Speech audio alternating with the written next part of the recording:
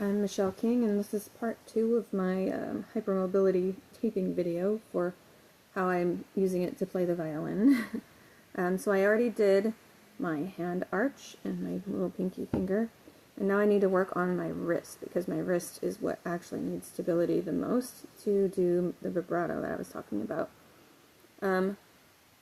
An easy option might be to get a wrist widget like this. They're like $6 at Walmart or on Amazon. These ones are a little more uncomfortable than the more expensive ones you can get from Amazon. And if you don't like how they feel, you can put something under it, like a compression sleeve, or just cut up a sock or something underneath it. So you just slide it around. And this one, you want to make sure you don't put it on too tight, because you don't want to cut off the carpal tunnel area, which is right in here. There's your median nerve that runs through here, and it's common for musicians to have problems with this, so you want to make sure you're not making extra tightness right in that area.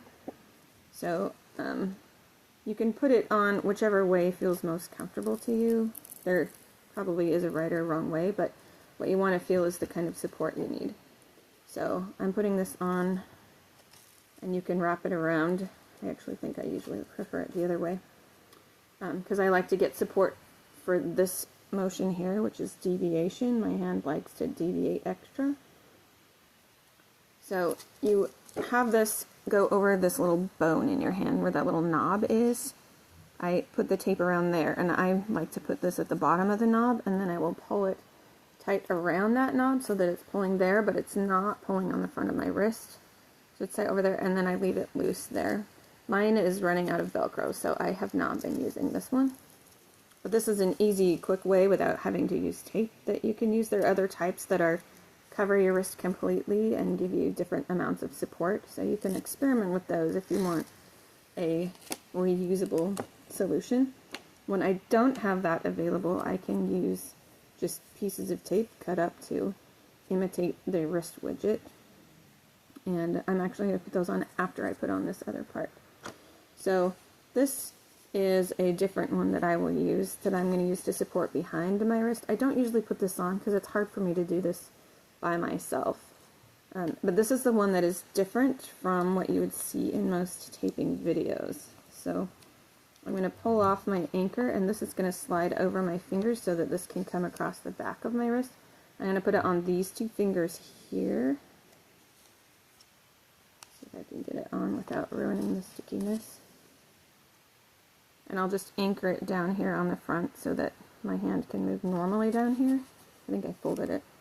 I may not have made this long enough either, but make sure it's not cutting off the circulation in your fingers when you cut the size. And I'm going to stretch it down to here. Now when I stretch this, those videos will have you kind of do it at a specific angle to keep a neutral wrist.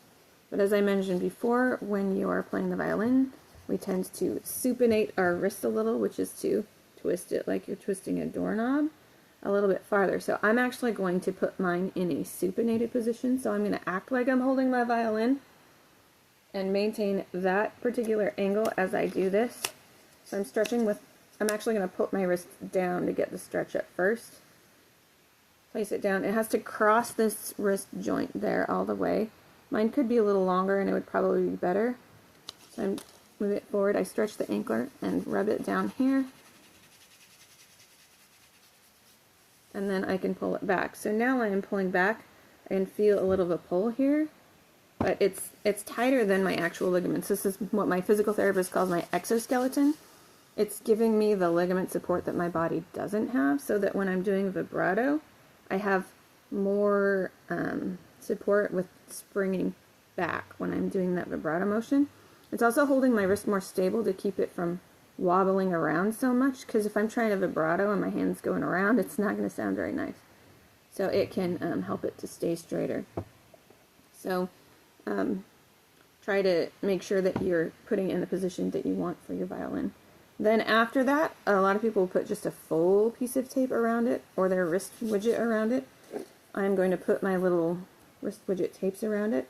So again, I'm just going to tear off my anchor and put it there. And I just put it at the base of my wrist before the carpal tunnel. I probably could have made these a little longer too, but again, I don't want to compress the carpal tunnel area. And then I can peel the paper off maybe. And hold the anchor, and then I will tighten it around my wrist in what feels comfortable to me. Yeah, I didn't quite make it long enough. And then I leave it loose on this end past here so that it is not compressing anything. It's just nice and loose. But it's helping to hold my wrist bones. There are 10 bones right in here where your wrist meets there. And mine like pop upwards out a lot, so I need something to kind of hold them down and together. It's worse on my right hand than my left. But I do like to put something on there that holds it. This one is less critical for me, but it goes on the other side of that bone. That first one I put below the bumpy bone here, and then this one I'm going to put on the other side of it.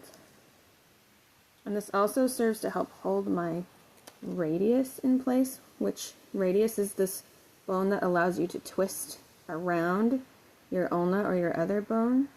And mine also tends to dislocate, so it kind of holds that radius a little tighter against it so that it doesn't dislocate. So that is what I do for my left hand. I'll use similar taping methods on the right hand, but I'll stop this video and make a separate one to talk about my right hand.